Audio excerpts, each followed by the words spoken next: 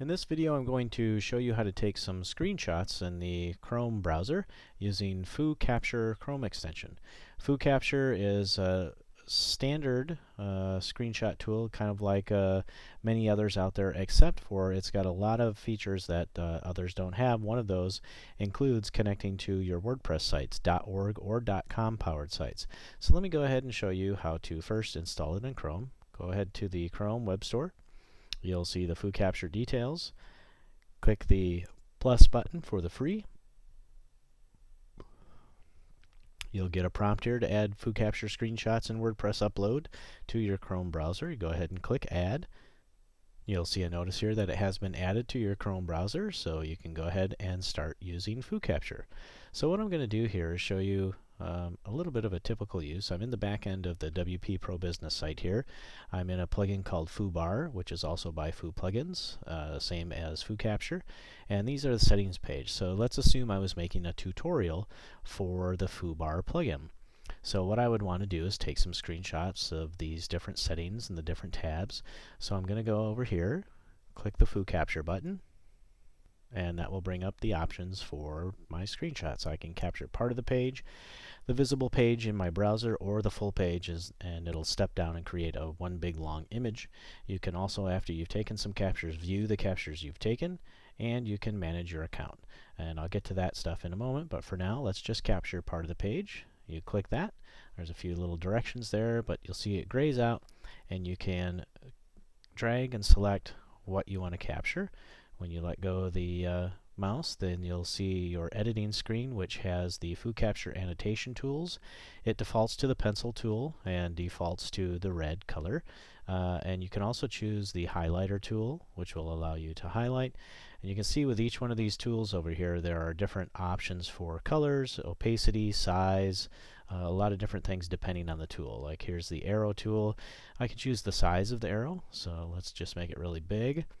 Let's choose a green arrow, and let's choose a shadow color of black, and let's have a blur pretty high, just to show you an example. So you can see I can create a green arrow there that has a shadow with a lot of blur on it. You've got your standard tools, align, your shapes, and you can also choose to fill these colors or put a stroke border around them. One really cool tool here is the pixelate tool. So let's assume I had to put in a password here in the password field or something, and I wanted to cover that. I could select that area, and you can see how it becomes pixelated, so I can hide any passwords that I might have. You have the crop tool and, of course, the text tool where you can add text to your image. Okay, and then you've got a bunch of settings there. So I want to talk about these fields here. These are called image metadata fields, and this field here will pick up the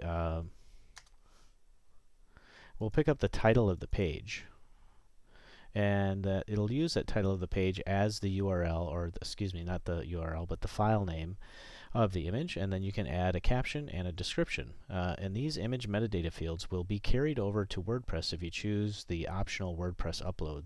So I'm going to go ahead and apply that text here so we can get these settings. And I'm going to add a caption here. Here's a caption, and here's a description. I'm going to go ahead and save this capture. You can see that it puts it in my bucket.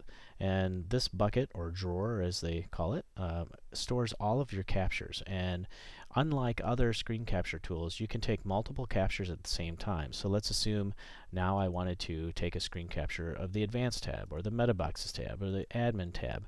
I could keep taking these captures, and then it would list them all here in sequence. And when I do decide to upload to WordPress, if I want to use that option, I can upload these images in bulk into the media library directly, so I don't have to download them and then re-upload them to my site.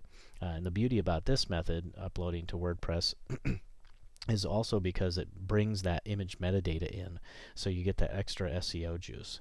So I'm going to go ahead and quickly show you how to upload media to WordPress. Now this is optional in FooCapture.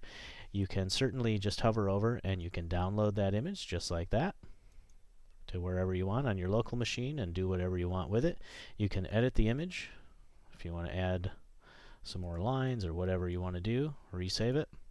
and then you can upload your media. So when you click upload, it does require a FooMedia.io account, and this is a subscription service. So there's two subscription levels currently. One is $2 and one is $6, and those are monthly subscriptions. And those get you, the $2 subscriptions allows you to connect any WordPress.org or WordPress.com site. The $6 subscription allows you to do that, plus it runs through the FooMedia.io image optimization script, which will reduce the size of your images, which of course reduces the storage that you need in your media library and on your WordPress hosting account. So let's go ahead and show you how to connect to FooMedia.io to upload images. I'm going to go ahead and click Connect to FooMedia.io.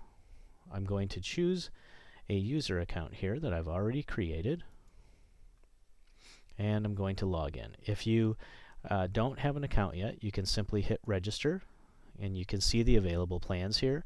There is a free beta trial period. It's a 14-day trial, which includes the unlimited WordPress site connections, the image optimization, and then once that trial ends, you'll have the option to upgrade to the $2 or the $6 version, or you can go ahead and select each one of these, whatever's appropriate for your use.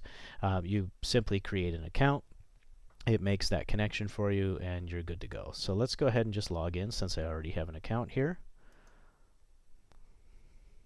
Whoop, let's see here.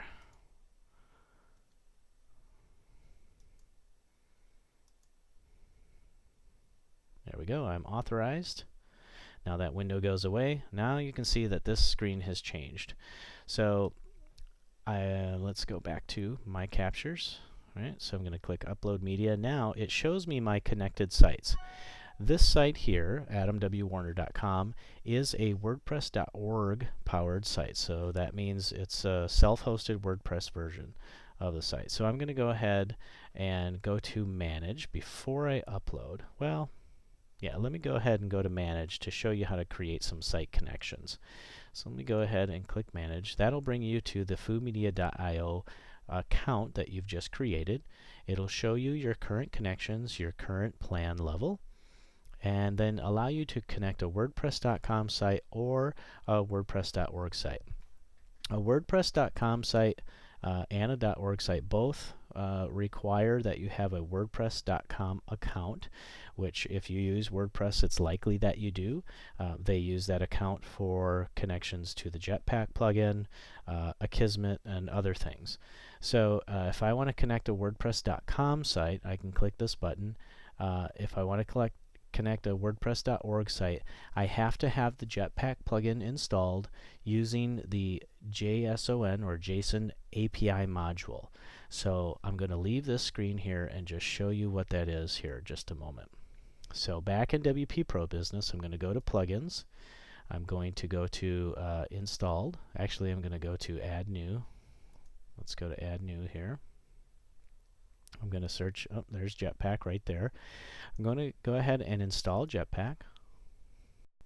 Okay, so I've installed Jetpack and I've activated Jetpack, and the first thing that Jetpack asks you to do is connect to WordPress.com using your WordPress.com credentials. So I'm going to go ahead and connect to WordPress.com using my WordPress.com account. You can see that it's already picked up some of my logins, and I'm going to authorize Jetpack on this site.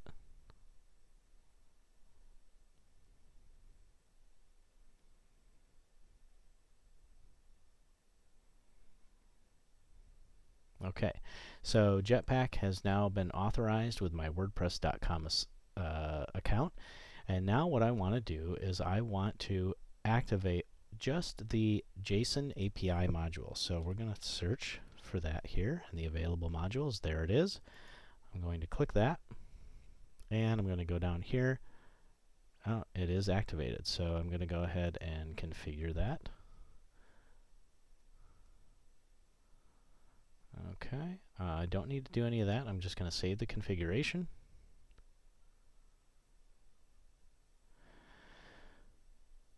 So now on WP Pro Business, I have Jetpack installed and the JSON API module activated, which is by default connects my WordPress.com accounts. So I'm back in the FooMedia.io account.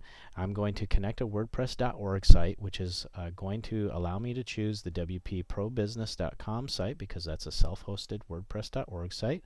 There's a little warning here that says Jetpack plugin is required. I'm going to go ahead and click OK to continue.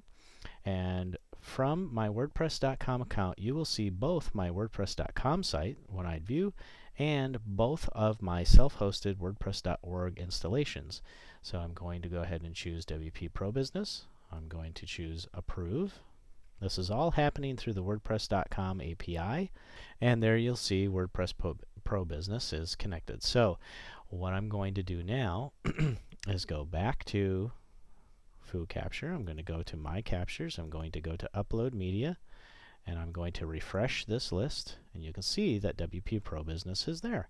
So what I'm going to do is upload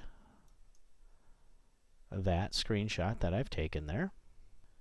And you can see the upload is complete, and I have the option here to remove the uploaded image or just keep that in my captures area, which I'm just going to do for now. So if I go back to WP Pro Business and I go to the media library, you will see that that FooCapture screenshot has been uploaded directly to my media library right here. And there it is. And you'll see that the URL is what it was in FooCapture, the title is what it was in FooCapture, the caption is what I've entered, and the description is what I've entered. The alt text is not yet in the WordPress API, but it will be soon. So I can go ahead and use this image right in a post exactly how I want to. Now, a nice feature of FooCapture also is that in your account here, you can view the images that you have uploaded. So I'm going to just show you that from adamwwarner.com.